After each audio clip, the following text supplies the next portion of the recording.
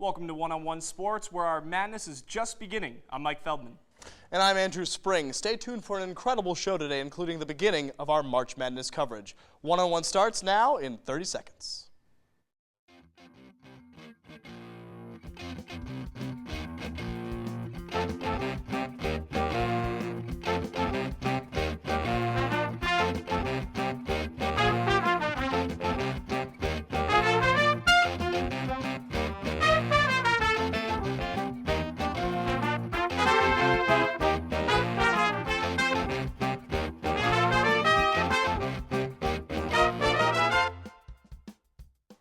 Here at One-on-One, just like everyone else, we are patiently waiting to fill out our brackets and watch one of the better spectacles in all of sports, the NCAA tournament.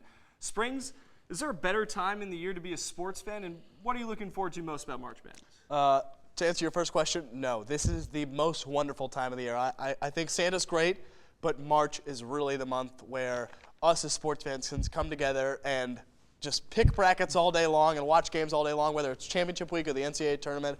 I love this month, not for spring training, but for college basketball, Cinderella stories, buzzer beaters, and upsets. For me, there are 3 great days in the year, and it's coming down the stairs on Christmas morning, waking up in the end of April to watch my Patriots draft a couple new players, and then the Thursday and Friday of the NCAA tournament. Who doesn't love seeing a 12-5 upset right down to the wire? It's nothing better. I hear it, but hey, buddy, that's 4 days. Changing gears to the NFL, it's official. 2010 will be an uncapped season. With this change, you just know agents are going all Dr. Evil on us and trying to get their clients $1 billion. What kind of impact will this have on the league as a whole?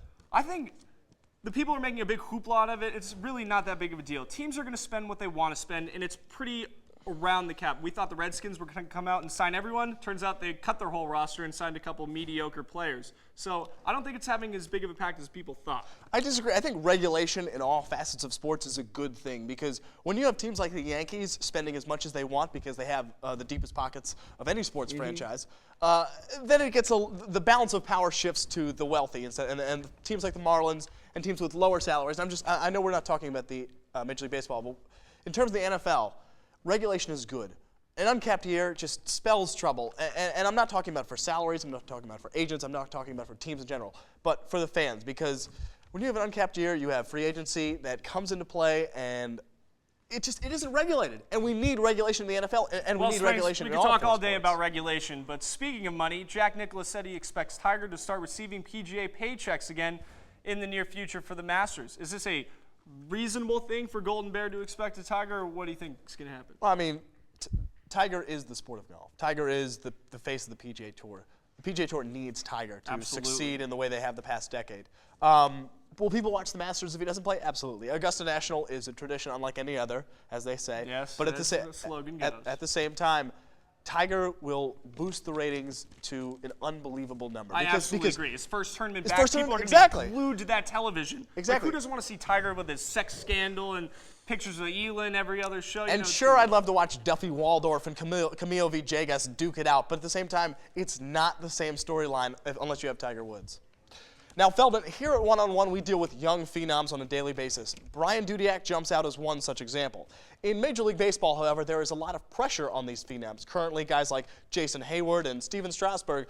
Is too much expected from these promising prospects at too early of an age? I absolutely think so. You know, there's been so many high picks in the Major League Baseball draft that have just flopped, and then so many guys that are taken in the 47th round that do really well. You know, I think you need to have a strong rookie season, and then you can start expecting things. Like even a guy like Clay Buchholz came up and he threw a no-hitter in his second start ever, and then he absolutely flopped. You know, I want to see him prove it, and then we can start expecting things. I agree with you, but from a different perspective. I think that people, or adolescents in general, need to mature. Bringing a guy up at 18, 19, 20, 21 years old, even if he's completed 4 years of college, he's not ready for that professional level. Maybe in other sports like basketball or even football they are, but you really need to at least have one solid minor league season, because no one can jump from the collegiate level to the major leagues and expect to succeed in the way that people are expecting them to, because they haven't experienced the fast-pacedness and just the wear and tear that a major league season brings.